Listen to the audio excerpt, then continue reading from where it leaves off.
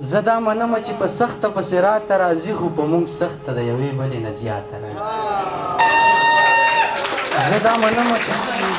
زه دا منمه چې په سخته پسې راته راځي خو په مونږ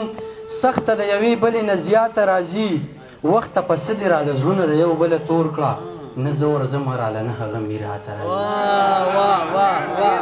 وخته په څه دې راله زړونه د یو بله تور کړه نه زه ورځم راله نه هغه مې راته راځي ټوله شپه د ګوتو شمار وي دا کرل ریبل وي سبا به چېرته ځو که څوک په زموږ خواته راځي ټوله شپه د ګوتو شمار وي دا کرل ریبل وي سبا به چېرته ځو که څوک په زموږ خواته راځي او چې جیب دې تش وي تش سلام در باندې هم نه کوي چې جیب دې تش وي تش سلام در باندې هم نه کوي چې جیب دې ډک وي بلا ښکلي به دې خواته راځي چې جیب دې تش وي تش سلام در باندې هم نه کوي چې جیب دې ډک وي بلا ښکلي به دې خواته راځي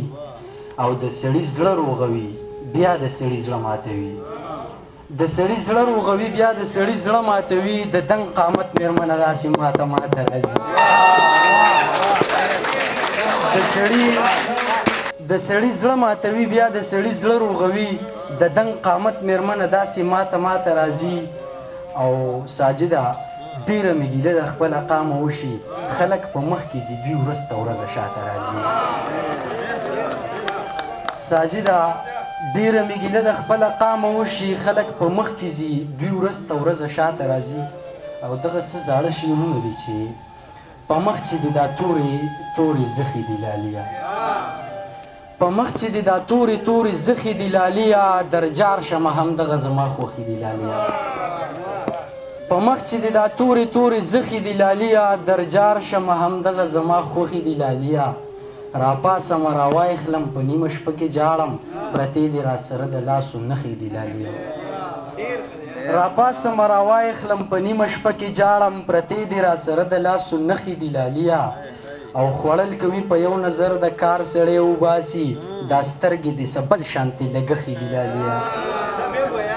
مننه خوړل کوي په یو نظر د کار سړی وباسي دا سترګې دې څه بل شانتې لګښې دي لاليه او مودې وشوې چې تا پسې بیخي خراب تراب یم مودې وشوې چې تا پسې بیخي خراب تراب یم قصې د ژوندانه مې ستا د مخې دي لاليه او ساجده په سنګل دې راته سر د پاسه ایښې او ګوتې مې ستا تور بل کې خښې دي لاليه درې شعرونه چې حالات مو نه پرېږدي یو بل ته په قلاره کښېنه حالات مو نه پرېږدي یو بل ته په قلاره کښېنه موږ دواړه نه رسو منزل ته په قلاره کښېنه او ما د مطلع نه تر مقطع پورې ستا ذکر کړی ته یې لږ واوره ته غزل ته په قلاره کښېنه او که چاړه د سرو شي خو په خېټه د منډلو نه ده هسې سوچ وکړه دې متل ته په قلاره کښېنه که چاړه د سرو شي خو په خېټه د منډلو نه ده هسې سوچ وکړه دې متل ته په قلاره کښېنه او خلک